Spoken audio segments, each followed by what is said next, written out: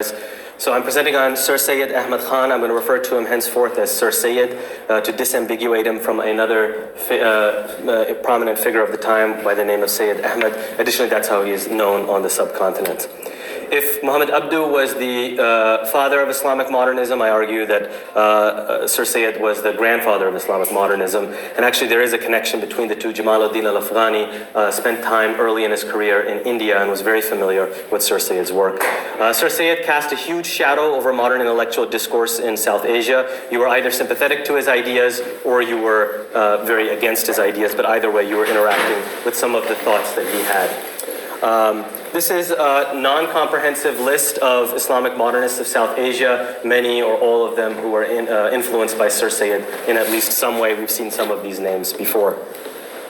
I argue that the Islamic modernists of South Asia were often more systematic, sophisticated, and radical than their colleagues in other parts of the Islamic world, at least the Arab Middle East. But that might be my bias. Some biodata. Sir Sayyid was born in Delhi in 1817. He died in Aligarh in 1898. So his life spanned much of the 19th century. He was not a marginal figure like many of the Islamic modernists that we study now or in our class previously, because at this time he was actually the most prominent Indian Islamic leader. He was born in an aristocratic family and he received the education traditional to Muslim nobility, and very early on, and soon he started working for the court. He reached the highest level that an Indian could reach at that time under the British, which was the level of a minor judge. In his early stage of thought, he was quite traditionalist, or less modernist, let's say. These are some of his early works. You can see just from the keywords that he's not very modernist at this time. 9/11 was his turning point. By 9/11, I mean the events of 1857, which was the Indian Rebellion, which was put down very violently. There was a lot of violence on both sides. Many civilians were killed. But after this, the British hammer came down really hard on the Muslims. William Hunter, for example, wrote a book in which he basically argued that Muslims are inherently violent due to their religious belief. Sir Sayyid actually was able to review this book before it was published. He responded with two books, as you can see, Causes of the Indian Revolt, in which he listed 5 causes of the Indian Revolt, and all 5 were basically the fault of the British government, mostly for not having Indian representation in the Legislative Council. And his second book was a play on the words of Hunter's title, basically. But basically, he's pushing back against this Islamophobic rhetoric. He is also credited as being the founder of the two-nation theory upon which the modern nation-state of Pakistan is founded. But he used the word qaum, which is ambiguous, and honestly I think really refers to people. So it's really the two-peoplehood theory. He was no religious bigot. He did believe Hindus to be his brethren, but he believed in achieving unity through recognizing diversity. And I think this is, some of the thought that influences Jinnah. So he was worried, however, about a rising proto-Hindutva, proto-Hindu nationalism, and this is and also how backward Muslims were at this time. And the statistics bear this out. So, for example, in Bengal, where Muslims were almost 50-50 with Hindus, they only constituted 3.4% of graduates, all the way in 1893. So he's basically advocating for Muslims as they have specific needs and concerns as a community that's not in the majority. He's criticized by many people today for being a British loyalist. He's often cast off as a British stooge. His Deobandi opponents often say this. I actually did do some research on this, and actually it is true, as Professor Khalid Rahib mentioned earlier, like in other places of the Islamic world, actually the Deobandi and Bareli ulama, all of the major ulama, were actually on the British payroll as well, and they voiced their British loyalism at that time. It was only World War I that was the turning point, that's when nationalism started becoming a thing. Sir Sayyid was long dead after that. And basically he argued he reassured the British that the Muslims were loyal, productive, and progressive, but at the flip side of that was that he demanded the British live up to their own liberal principles, grant constitutional rights to Indians, and he criticized the British for their racism and bigotry. He did visit London, and when he came back, he was basically he was basically shocked at how behind the Muslim world was compared to the West, and that animates his desire for sweeping educational, economic, and social reforms, which he thinks cannot go forward unless we also do religious reform. His religious thought was started with the principle of freedom of opinion and expression. And whenever I give his viewpoints, I do want to put him in conversation with the tradition and the traditionalists that he's criticizing. So if we look at Al-Mawardi's, classical text, we see that there is this concept of a religious police who are to enforce proper religious belief and practice. So Sir Sayyid is pushing back against this idea. And he bases his idea on freedom, on his belief in free will. He absolutely rejects predestination. He believes God gave humans free will, and therefore it's not the right of anybody else to take away that free will. So God's foreknowledge does not mean that God compels people to action. And if, again, we compare this to the Foda's text that we read earlier, the Ash'ari traditionalist viewpoint is that Allah creates the servant's will, action, and power. So really there's only the image of free choice. So Sir Sayyid is rejecting that. So, on that note, Sir Sayyid's own freedom of speech came under attack. He was, hundreds of fatwas were issued against him, calling him a kafir, a heretic, an atheist, even the antichrist, and he was declared wajib-e-qatl, or obligatory to kill. For his part, however, he believed in reason and public discourse, so he took a very Mu'tazili and Islamic philosopher viewpoint on this, and he said that public discourse, reasoned discourse was the only way to arrive at the truth and strengthen your own viewpoints. So just like other Islamic modernists, and he really kind of started this trend, he was opposed to, or continued this trend, he opposed taqleed, which he understood as blind following, and he believed that blind following of customs inhibited progress. And so he called for ijtihad, and he rejected taqleed or ijma. So he was very progress focused. This was part of his verbiage, and he did have a very enlightenment or Whig view of history, and he thinks Muslims should adopt that as opposed to the quote-unquote regressive view of history in which things have just gotten worse after the Prophet's life and the first 3 generations. He was a believer in self-help, and he believed that Muslims had to, pick themselves up, basically. And how to do that was twofold. One was economic progress, and the other was education. So he was a big educationalist, and his greatest desire was to establish a Muslim university, which he was successful in. He had to break through the barrier of getting people to study English. There was this idea at that time that studying English was haram, it was the language of the kuffar. So he basically said, look, Persian was also a quote-unquote infidel language at some time, but then Muslims adopted it as their own and study it. And he was a big proponent of studying multiple languages, so there are 5 languages that were taught at his school. He called for Muslims to embrace modern science. He believed that Islam had to be reconciled with not just modern science, but also with modern philosophy. He was a big institution builder. He established literary and scientific societies, and then he eventually established his university, which was eventually renamed Aligarh Muslim University. It was based on the Oxford and Cambridge model that he was impressed with when he was in London. He stressed virtue, so education's role was not just to teach you how to get your bread, earn your bread, but it was also about instilling virtue into citizens and making them upright. So he, like Islamic moderates in general of this time, of that area, were opposed to what they saw as the excessive legalism of the Islamic tradition. They're moving away from fiqh and law, going towards moral philosophy and virtue ethics. Chirag Ali was Sir Sayyid's kind of right-hand man. He basically differentiated between what he called Muhammadan revealed law, which was the Quran, and Muhammadan common or civil law, which was the Sharia or fiqh. So this was something that was not divine, which was something you could take the good aspects of, be inspired by, but it's not something that you follow as a divine source. So as far as sources, Sir Sayyid put reason at the top. It was something that was God-given. It was a part of innate human nature. He affirmed natural law, and as opposed to Ash'ari traditionalism, he affirmed moral universalism. He did still believe that revelation had its role. It had its role in those aspects such as the hereafter, the nature of God, things that were beyond human reason. On the other hand, he was opposed to hadith. He was not completely opposed to hadith. He was cautious and skeptical towards hadith, but he did believe that they had some role. He took them as historical sources, basically, and that we should have a historical critical approach to them. Now, it's often claimed by some Western scholars and Muslim traditionalists that the Islamic modernists simply aped this from the West, that they got it from the West. But actually, we all know that Goldziher was the first one who launched this volley against hadith, and he actually cites Chirag Ali in his work. That's where he also got the idea from. So it's not that the West, Muslims got it from the West, but the West actually got it from the Islamic modernists. So Sir Sayyid also thought qiyas was highly limited and flawed, and he completely rejected ijma. He was a big proponent of religious toleration, pluralism, and liberalism, and so he has this conversation with a Christian army officer who basically tells him that Christianity is the only true faith, and he says, well, look, every believer thinks the same about his religion. So he did, okay, it's also claimed often that the first person to reconcile Islam and secularism was Ali Abdul Razak, an Arab in 1925, but in reality, Sir Sayyid and Chirag Ali had done this decades earlier. But they are still saying that religion has certain high moral principles which do influence the system that you do make. So what I think they're calling for is a secular state rooted in Islamic principles and universal moral values. There was definitely anti-clericalism that was inherent in their discourse. So this is a poem by Hali, who was the biographer of Sir Sayyid. So they didn't have the highest view of Maulvis and mullahs.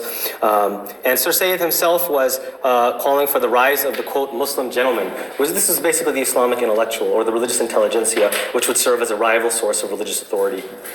So he did write a very long Quran commentary. Unfortunately, I don't have time to go through all of these principles of exegesis that he goes through. But basically he says, look, there's a new age and it has new requirements. We can't do these hair-splitting theological discussions. He did consider the Quran to be the word of God, and so it has to be absolutely true. But he considered the law of nature to be the work of God, and therefore there could be no conflict between the word of God and the work of God. And this will kind of animate why he has to speak against supernatural miracles. He does argue that there are no supernatural miracles attributed to the Prophet Muhammad clearly in the Quran. I think he has some basis for that. He is, however, forced to reinterpret the miracles of past prophets. There are many ways he does this, so the first style is this naturalization method, or kind of textual acrobatics. I don't find it very convincing, but there you have it right there. But he does also hint at something more sophisticated, along the lines of what Rudolf Bultmann will say much later, who is a Christian theologian. Basically, Rudolf Bultmann said that we need to embrace myth as a carrier of existential truth. So he said, yes, the cosmology of the New Testament is essentially mythical in character, and the modern man is convinced that this mythical view of the world is obsolete. But these myths have deeper meaning and truths behind them, and that's what really is the real intent behind them. So Sir Sayyid does point in this direction. So for example, he says that the Quran has a real end of what is said, kalam maqsood, and the means of the speech, which is ghair maqsood, meaning there is the meaning behind the myth, and then there's the myth itself. And so he did eventually take angels and devils to be symbolic representations of human nature. Muhammad Iqbal develops this further, and you can see that he embraces the myth and basically says the object of the Quran in dealing with these legends is seldom historical. It nearly always aims at giving them a universal moral or philosophical import. Fazl Rahman also develops this further. He attributes this not only to the creation story, but possibly to the past prophets as well. And he says these stories, we shouldn't worry about their historicity. So this Muslim fear of their historicity is unfounded. Really, it's the deeper meaning behind these stories. So yes, if Abraham or Moses didn't exist, if Exodus didn't really happen, if the flood didn't happen because of this new scientific and archaeological evidence, that's okay. Muhammad Asad was also deeply influenced. Muhammad Asad spent 20 years in Pakistan, was a Pakistani citizen. His tafsir reads very much like Sir Sayyid's. Basically, he also takes he takes jinn as being symbolic, and he talks about the real meaning is the deeper moral or spiritual truth behind it. Now, Sir Sayyid's approach does seem a little bit scattershot. In his defense, he basically starts from the position that modern science has rendered these myths no longer, these interpretations no longer viable, and therefore we need to come up with alternative explanations and interpretations. And he also dealt with the idea that, look, 1300 years, no one ever said something similar, so how are you just coming around and saying something? He said, spare me this argument. The natural sciences had not progressed yet at that time, so the past scholars didn't have a reason to rethink these things. So he was, I think, the first Muslim to categorically accept Darwinian evolution, again, not an Arab. And that's what's pushing him to this point of biting the bullet of evolution, of myth. So this is, again, putting them in context with traditionalists. I think it's often, shocking what Sir Sayyid's views are on Quranic stories. But if you look at the context, so this is the Deobandi scholar, I just want to stress why he has to go down this path. Now, I think this is honestly not very serious stuff, and I don't want to cast this as, being representative of the tradition. I do think it is of the Deobandis in Pakistan, but but even if we look at, very intellectual Islamic traditionalists who I respect deeply, we can see that they struggle with the issue of evolution. So here's Hamza Yusuf, who basically says we can't accept that Adam and Eve came through human evolution. Yasser Qadi, who basically argues for this domino theory that God inserted Adam in the natural order and then basically to make it look like that, there was this causal relationship. I don't think that this works very well. I mean, if you find it convincing, that's fine. But, I think that we have vestigial organs. We have, evidence in our DNA towards evolution. So I think you'd really have to say that God is kind of trying to mislead us by this evidence. So I think that's why it's problematic. Now, you can hold your view, but I just want to show you why these modernists have to go down the path that they are going. Here's another Islamic intellectual scientist who basically says, no, we have to reject evolution entirely as an atheism-based theory. This is Daniel Hakikachu, who was actually educated at Harvard. He did his undergrad here. Basically, he deals with these issues specifically. He has an institution that's dedicated to refuting Islamic modernism. He basically says, asking if evolution is reconcilable is like asking if our theology accommodates Spider-Man. Darwinism is a false theory, has been definitively refuted. Again, you can see that this is a major issue that Muslims of all groups are dealing with, and so this is one mechanism that Islamic modernists have come with to reconcile it. On the flip side, Sir Sayyid does engage in some scientism, so he does have those kind of, the Quran hints at spermatozoa, not very convincing. He was accused of being a deist. I think this is totally unfounded. He did deal with this and respond to this, and he said, look, I don't take a watchmaker view of God. I consider God the first cause, and like Avicenna, I consider it not only a temporal first cause, but a hierarchical first cause. So if God were inactive, the whole world would perish, and nothing would exist even 1 second longer. He was also accused of materialism. I think that's also unfounded. But I do think there is a tension and a very strong criticism that is applicable to Sir Sayyid. And that is, and this is a quote by one of his colleagues who was a critic of how far he went. And he basically said, look, you're rejecting these, quote, myths because the science of the day leads you to that. But the science of the day would also lead you to believe that God himself is a myth. So I think this is something that Sir Sayyid does have to respond to and deal with. He basically argues that these things are beyond human rationality, and so they are beyond the comprehension of man, God, the next life, the soul, etc. So he argues that all of this is not outside the law of nature. I put a question mark here because I think he really should argue that it is outside the law of nature, that it's somehow super-rational. But in any case, and if he accepts this, then I guess you could accept angels and jinns and everything. So there is this tension in his thought. So if Islam had to be reconciled with science, it also had to be reconciled with the natural law. It had to be reconciled with natural moral law as well. And so Sir Sayyid founded the Muhammadan Social Reformer, in which he wanted to abolish everything that was contrary to this moral natural law. So as far as jihad, he argued that Islam absolutely does not allow offensive jihad. This is against the tradition. So here's Mufti Taqi Usmani, who is kind of the grand Mufti of Deobandi Islam, who penned a piece against Islamic modernism, and he says, no, aggressive jihad is lawful even today. So you see who he's discoursing with. Sir Sayyid also penned a book penned something against slavery. He wrote The Abolition of Slavery in 1893, and he wrote, God made man such a being that freedom and self-independence are a part of his innate nature. So this was his moral philosophical argument. He also had a hermeneutical argument in which he argued that the Quran gradually abolished slavery. He calls it the verse of release, Quran 47:4, which says, so when you meet the disbelievers in battle, strike them in the neck, and once they are defeated, bind any captives firmly, then free them graciously or hold them for ransom until the war lays down its burdens. And he said after that moment, that is the conquest of Mecca, enslavement was completely forbidden to the Muslims. Chirag Ali points out that Umar, the second caliph, abolished slavery for Arabs, and he said, well, why don't you do it for everyone? And they were, of course, opposed to concubinage. How the heck is this permissible. This was their viewpoint. They were disgusted by it. Now, to put this in my context of the tradition, this is my own research here. Basically, I just looked at the classical texts. I mean, these are the big classical texts.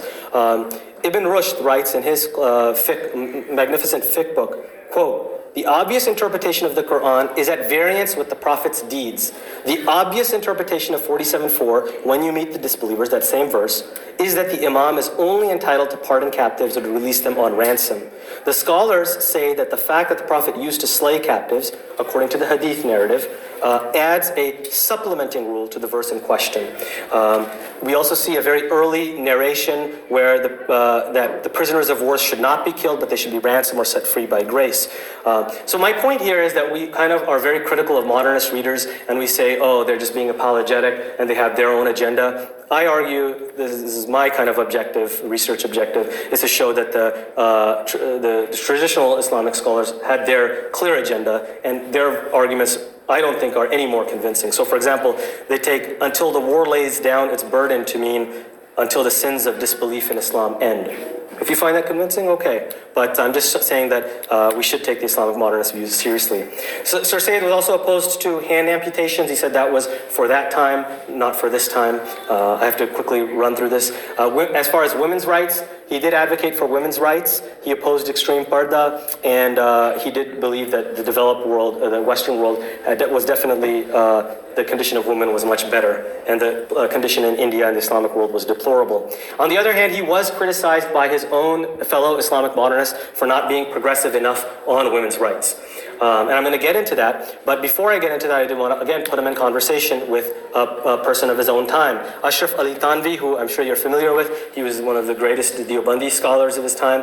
He wrote a book, it's called A Gift to Husband and Wife. I urge all husbands to give this tract to their wives as a gift and see their reaction. But basically he argued, men are superior to women in respect to their natural capabilities, in intelligence, bravery, power, intellectual capabilities, strategic planning. Regardless of how rich or beautiful she may be, she will always be inferior to men. Ladies, how can you be equal to men? So this is the discourse that Sir Sayyid was responding to. Now, Sayyid Mumtaz Ali was a colleague of Sir Sayyid's who wrote a book, Hukuk al-Niswan, and he actually dedicated it to Sir Sayyid and gave it to him to publish. Basically, he refuted these arguments and said, look, a donkey is stronger than a man. Is a donkey superior to a man? No. And then he argued that women are just as rational and intelligent as men, sometimes more so, and so they should receive the same education as women.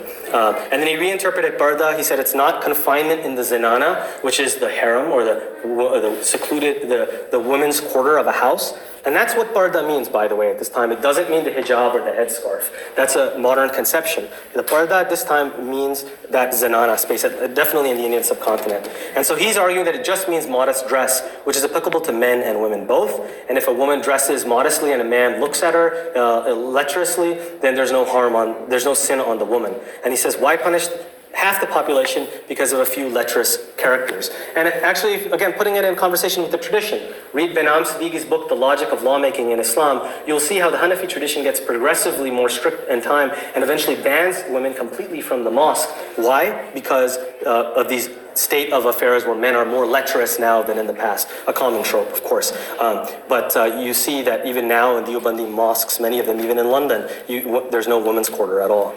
Now, Sir Sayyid himself didn't stress girls' education. Now, I think one of the reasons is because of his liberal elitism. And I say this as a liberal elitist myself, to be honest.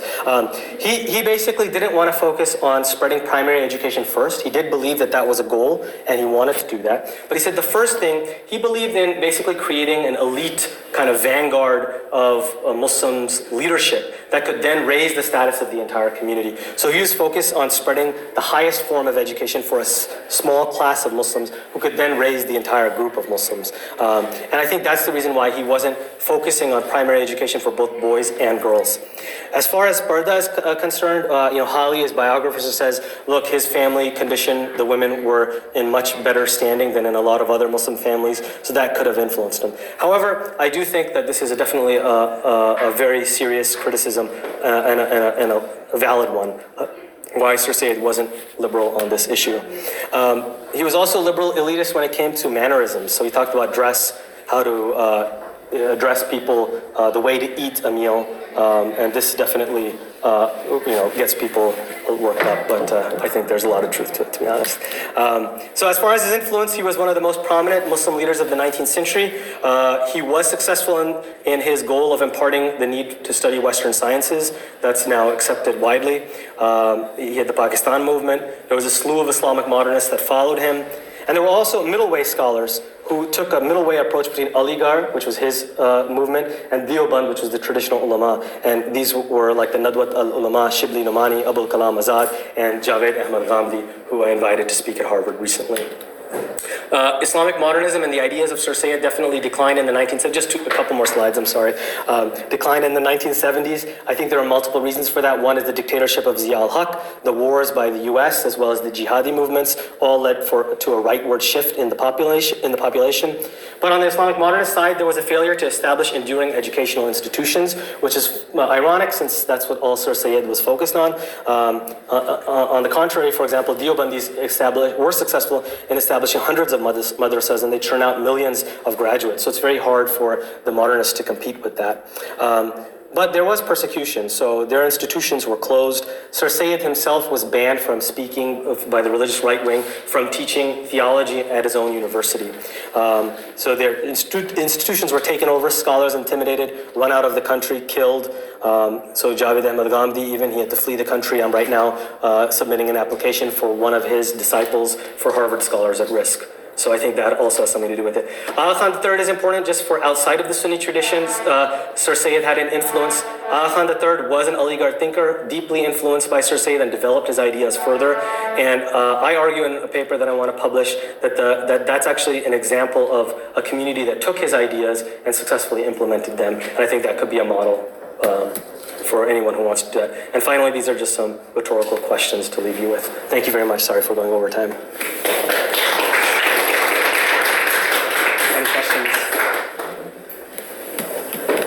Yes. Why did you choose Sir Sayyid, and how do you see his work applying to your own?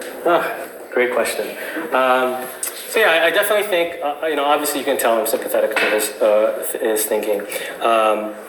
So I am interested in doing research on the Islamic modernists of that time, including and especially Sir Sayyid and Chirag Ali. I think they're heavily understudied. I think the Western Academy doesn't understand them or even know of them. And so I want to bring that to light, basically. And I want to always put them in conversation with the tradition and the classical sources, because I think we look at them ahistorically. So that's the kind of push of my research. And I'm specifically focusing on jihad and how we deal with the religious other, and I'm trying to compare the classical view with their modernist view, basically. Yes, sir. I have a question about when you mentioned that he said that scholars like Ignaz Goldziher. Can you say that again? I'm sorry. Scholars like Ignaz Goldziher. Yeah. Yes. Late 19th century German Orientalists. Right. Were influenced by Muslim scholars. Right. It didn't work the other way around, but the Muslim scholars. It worked both ways. I shouldn't say. I didn't mean to say that it was only one way. I was saying that the initial idea was from Chirag Ali and Sir Sayyid about this critical approach toward the Hadith, and Sir Sayyid and Chirag Ali took those Western ideas and interacted with them. They wanted to interact with them as colleagues, as opposed to West versus East. So I should.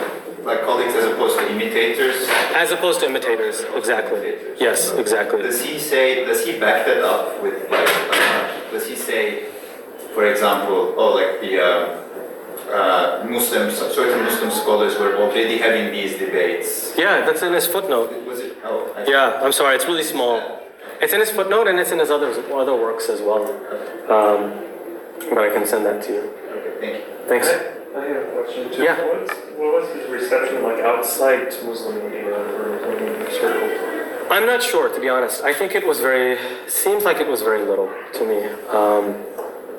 But I'm not sure. I'd have to find out. I always see that they always kind of, at least in the Western scholarship, I always see, and Sir Sayyid on the Islamic, in South Asia, echoed these sentiments. I see those word echoes, and I'm like, echoes? He's the one who said it first, so, yeah. I don't know as far as what its actual influence outside, but it was very profound within modern South Asia, and it still is today.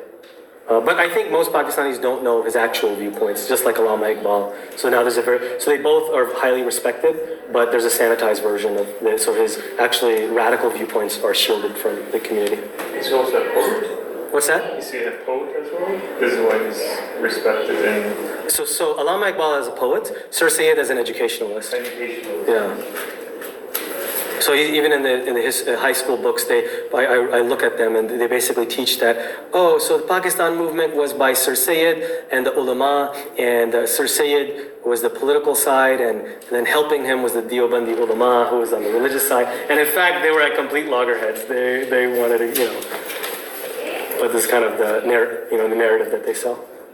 Anyone else? Yes, sir, Professor. So he had an altercation with Afghani, right? He did, yes. Was it just Darwinism or was it more broad? Was it what? Was it just Darwinism or was it just... No, it was more broad. So I would say that the Islamic modernists like Jamaluddin al-Afghani and Muhammad Abdu, in my mind, were more political radicals and religious moderates, modernist moderates, whereas Sir Sayyid and Chirag Ali were the opposite. They were religious radicals and political moderates. And so Jamaluddin al-Afghani actually excoriated Sir Sayyid for being, quote, a British stooge, and criticized him on this aspect. And then he was also very pro-caliphate, which Sir Sayyid thought was absolute nonsense. And because he was a pragmatist, he think, let's stop talking about the caliph, let's stop talking about jihad, let's be practical. And then based on that, I think that animated Jamaluddin al-Afghani's other viewpoints against Sir Sayyid. And I read his critiques. They were quite unfounded, I feel, because he called Sir Sayyid a naturalist, and then he really misattributed the views of Sir Sayyid. But yes, there was definitely a critique there. And I also think there was unacknowledged influence as well. Any other questions? I'll just make a sort of observation. It seems odd that there's so little communication between reformists in South Asia and reformists, say, in the Middle East. For example, Shahrur and Islahi are two people who seem to be on very similar projects, and there doesn't seem to be much evidence for any kind of communication. These liberal thinkers that you're discussing, they have their counterparts in the Arab Absolutely. the same period, Right. so-called liberal age, but again, it seems from what you're saying, there was not much discussion back and forth. And I think that's one of the failures of Islamic modernism, or limitations of it, is they're kind of all operating as one-offs and in their own silos. And that might be part of the arrogance of that intellectualism, that they all want to kind of portray themselves as the first person to have come up with something. But I think it's also the failure to establish institutions. So it's like educational institutions where you then create a tradition of people you follow. But I think there was an element of that in South Asia that wasn't destroyed since the 1970s. But they were definitely conversing with each other in South Asia and working as a conglomerate there. But that has died down since then.